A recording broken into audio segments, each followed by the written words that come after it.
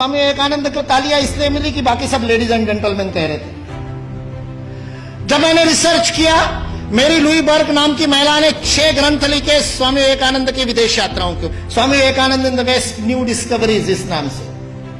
वो मेरी लुई बर्ग ने शिकागो की उस धर्म सभा में उपस्थित जो श्रोतागण थे उसके प्रत्येक के साथ संपर्क किया, जो जीवित थे, जो जीवित नहीं थे उनके वंशजों के साथ, उनकी डायरिया खंगाली, उसके पूरे मिनट्स पढ़े। और उसके बाद में वो कहती है स्वामी विवेकानंद पहले व्यक्ति नहीं थे, चौथे व्यक्ति थे।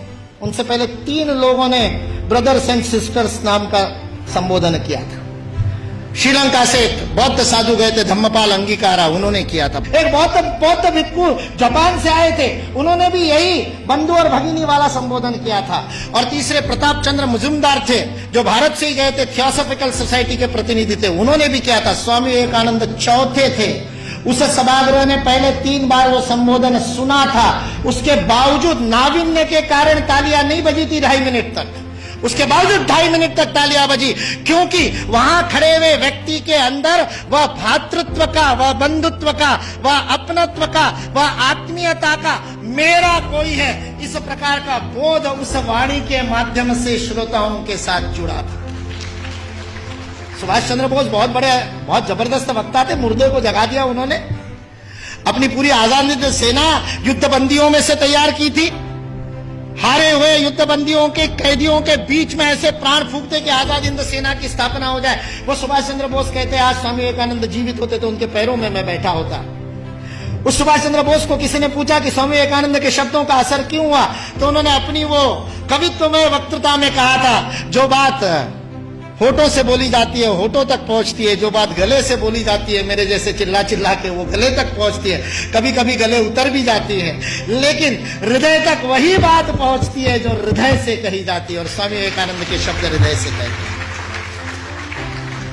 सारा 1.5 महीने का अपमान विष का प्राशन करने के बाद ये शिव वहां खड़ा होकर के कल्याण के मंत्र बोलता है और अमेरिका निवासियों को बहनों और भाइयों कह करके बोलता है, जिन अमेरिका वासियों ने उसको खाने के लिए नहीं दिया था, दर दर की ठोकरें खाने पर मजबूर कर दिया था, यू ब्लैक गेट आउट कह करके जिसका हर दरवाजे पर स्वागत हुआ था, 1.5 महीने तक अपमान सहने के बाद उस अपमान के विष को पी करके भारत का हिंदुत्व का सच्चा प्रतिनिधि, जिसने गर्व से कहो हिंदू है, उस दिन 11 सितंबर को पहली बार बोला था कि मैं गर्व से कहता हूं कि उस हिंदुत्व का मैं प्रतिनिधि हूं। बस स्वामी विवेकानंद सच्चे अर्थ में प्रतिनिधित्व करता है और उस पूरे सभागार को ही नहीं, पूरी अमेरिका को अपने भातृत्व बोध से बोधित करता है। ये भारतीय संस्कृति की वैश्विक अवदान है, वसुधैव कुटुंबकम का भाव है। हमारे यहां किसी भी सामूहिक गतिविधि का सर्वोच्च आदर्श परिवार है। यदि आप अपने संस्था में परिवार का भाव स्थापित नहीं कर सके तो उस संस्था का नेतृत्व करने का आपको अधिकार नहीं है। यह भारत का बोध है।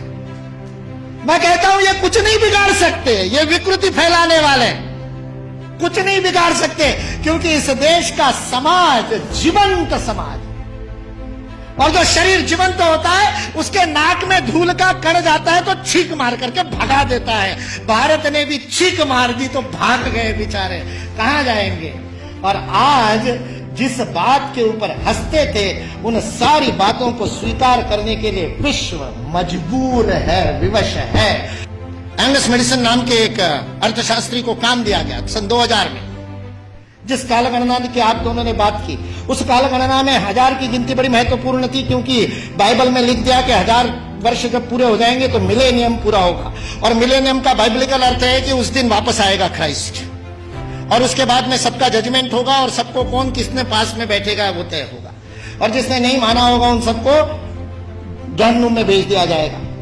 1000 साल बाद हुआ नहीं तो सबको लगा 2000 साल बाद हुआ। इसलिए 2000 बड़ा महत्वपूर्ण वर्ष था।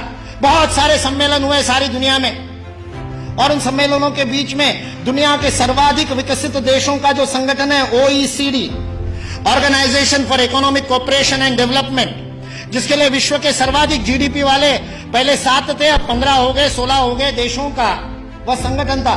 उस OECD ने सन 2000 में एंगस मेडिसन नाम के अर्थशास्त्री को यह काम दिया कि वो विश्व का आर्थिक इतिहास लिखे। और चूंकि उनकी गणना, उनकी हिस्ट्री 0 ईस्वी से शुरू होती है, तो एंगस मैडिसन को भी काम दिया 0 ईस्वी से 2000 ईस्वी तक 2000 वर्ष का आर्थिक इतिहास लिख दीजिए।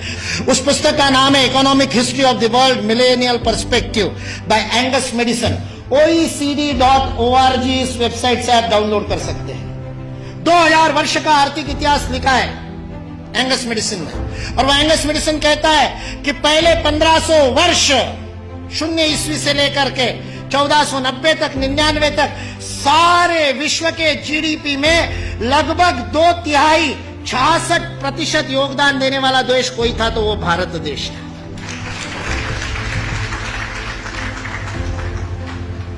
मैं सोच रहा था, इतिहास का मैं विद्यार्थी हूं, आपके जैसा इतना अध्ययन तो नहीं किया, लेकिन मैं सोच रहा था ये 1500 से क्या संबंध है। तो पता चला वास्को दी गामा 1498 में आया था।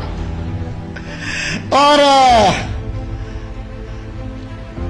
मतलब उसने भारत को खोजा, ऐसा हम लोग भी लिखते हैं, तो उससे पहले कोई गुम हो गया होगा।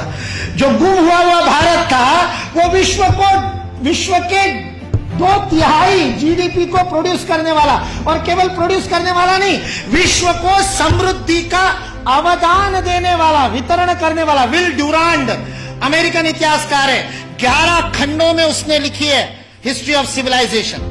वह विल ड्यूरांड लिखता है सारे विश्व को संपदा का वितरण करने वाला कोई देश होगा तो वह देश भारत देश है। वितरण शब्द प्रयोग किया है, लेन देन नहीं, वितरण करने वाला देश। सारे दुनिया में हमारे व्यापारी जाते थे। वो वास्को दी गामा को भी हमारे ये गुजरात का व्यापारी, वास्को दी गामा ने अपनी डायरी में लिखा है, वो गुजरात का व्यापारी पानी के जहाज लेकर के उसको मिला साउथ अफ्रीका में, उसको तो भारत मिला नहीं था। इसने कहा अच्छा भारत खोज रहे हैं, चलो मैं ले चलता हूं। उसको मसाले भरने थे, इसने वो कालीकट गया, इसने वास्को दी गामा को कालीकट ले गया, नहीं तो भरूच ले आता गुजरात में। फिर हमारे इतिहास वाले लिखते कि वास्को दी गामा भारत को खोजता खोजता भरूच पहुंच गया। वास्को दी गामा को भारत के व्यापारी कान्हा भाई ने खोजा, मिल गया, और उसको कहते को भारत खोजने, चल भाई मैं दिखाता हूं, चल मेरे साथ, और साथ में ले। ये वास्को दी गामा ने अपनी डायरी में लिखा है, वो बेईमान नहीं है, उसको छिपा करके इतिहास की किताबें लिखने वाले बेईमान। वास्को दी गामा की डायरी का उद्धरण दिए बिना हमारे को गलत इतिहास पढ़ाने वाले बेईमान है। वास्को दी गामा ने तो ईमानदारी से लिखा है, उसने ये भी लिखा है कि उस कान्हा भाई के जहाज मेरे जहाजों से कई गुना अधिक प्रगत थे।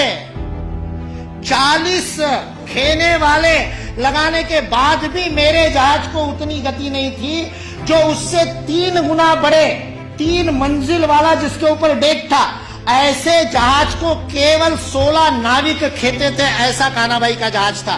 भारत की विज्ञान और तकनीकी की स्थिति अंग्रेज इस देश में आए तब सारे विश्व से अधिक उन्नत थी। ये अंग्रेजों में से कुछ ईमानदार इतिहासकारों ने लिख करके रखा। इसलिए जो इस गलतफहमी में है कि अंग्रेज इस देश में नहीं आते तो भारत में तो कोई विज्ञान ही नहीं होता, वो इस बात को समझ ले कि अंग्रेज इस देश में नहीं आते तो केवल भारत का ही नहीं, विश्व का विज्ञान आज है उससे अधिक प्रगत होता।